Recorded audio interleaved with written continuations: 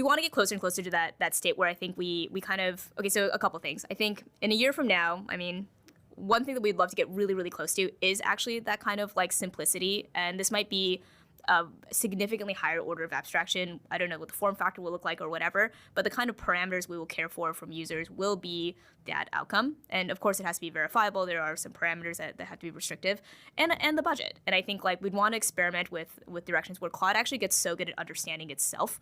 It figures out what model you should be using. It figures out how to spin up all the sub-agents. I actually don't think you need to think so much about harness engineering in that world. Today, you don't have to think so much more aggressively about like tool construction, for example. Like we've kind of made that a little easier, and you get to delete a little bit of that scaffolding. Less prompt engineering too. Yeah, exactly.